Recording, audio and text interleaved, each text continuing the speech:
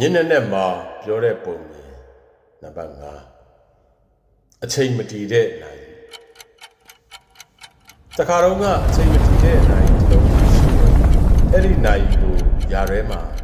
ရှိတဲ့ရွာသူရွာသားဒီတိုင်းကကြောက်ကြတယ်ဘာလို့လဲဆိုတော့အဲ့ဒီနိုင်ကအချိန်ကိုမပြဘူးလူတွေရဲ့အမှတ်တရတွေကိုပဲပြတတ်တယ်နိုင်ကိုတတော်နဲ့ဆုံးတဲ့ကအိမ်ဟောင်းကြီးရဲ့အိမ်ရှိကမ်းမှာကြန့်ရှိနေခဲ့တာနှစ်ပေါင်းများစွာကြာခဲ့ပြီ။ရာကလူတွေတစ်ဆင့်စကားတစ်ဆင့်ကြားရတာတော့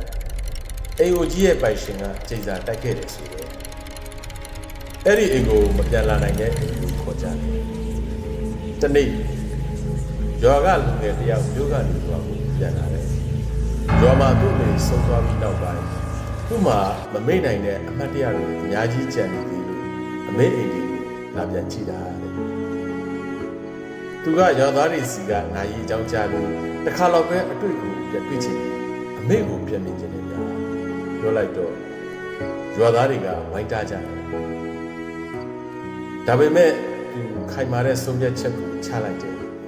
အမေကိုသာပြန်တွေ့ရမယ်ဆိုရင်ဘာကိုမဆိုရင်ဆိုင်မယ်လို့လည်းဆုံးဖြတ်လိုက်တယ်ဒီလိုနဲ့ညနေနဲ့မှာဒီအိမ်လေးတစ်လုံးနဲ့သူတစ်တော်ကြီးကိုကြီးရဲ့အိမ်ဟောင်းကြီးရဲ့ရှေ့ကိုရောက်သွားတဲ့အခါတကားကသူ့မထိပဲဝုန်းကနေပြုတ်ကျလာတယ်။ဒါကသူ့အပြင်မှာ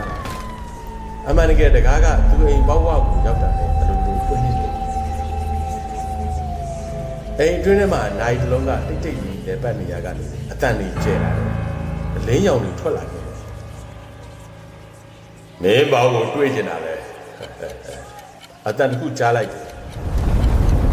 သူလန့်သွားပြီလေ။အမေလို့တခွာတယ်ပြောလိုက်တယ်။နာယီလက်တံတွေကအချိန်ချင်းစတိုက်တက်ပတ်လာတယ်။ချက်ချက်တော့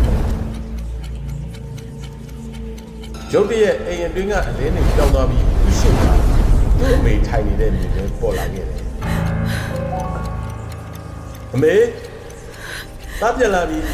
လေကိုတီးရလိုက်တာ။သားလေးရေမင်းပြန်လာပြီလားကွယ်။အမေလည်းသားလေးကိုလွမ်းနေတာသူမယုံနိုင်တော့အောင်အေးကြလာတယ်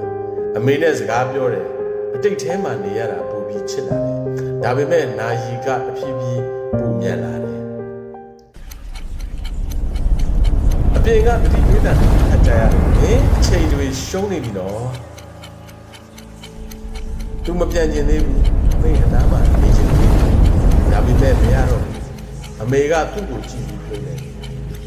တာပြန်နေပြီမတ်တရဆိုတာဖန်ဆုပ်တာကိုမဟုတ်ဘူးနှလုံးသားထဲမှာပဲရှိနေတဲ့အခါနိုင်ကနောက်ဆုံးတစ်ချက်ပဲလက်ရှိရှိနေတယ်ပြန်ရောက်လာတယ်ရုတ်တရက်သတိပြန်ရလာတော့အိမ်အပြင်မှာသူတယောက်တည်းရက်နေပြီပေါ့နိုင်မရှိတော့ဘူးအိမ်ကိုကြည့်တဲ့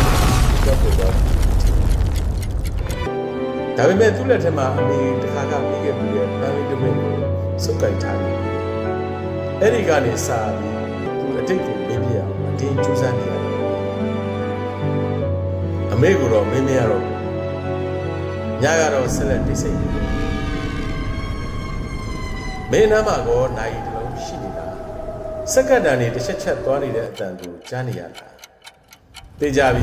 ဒါဆိုရင်တော့မင်းရဲ့အတိတ်ကမင်းနောက်ကိုလိုက်လာတယ်လူဘဝဆိုတာမိဘတွေကိုမသေးခင်မအိုခင်မနာခင်ပြုစုစောင့်ရှောက်ဖို့ကြိုးစားပါလို့မင်းကိုလိုက်ပြီးသတိပေးနေတာလို့ဖြစ်ပါတယ်ပုံမြင်လေးကတော့ဒါပါ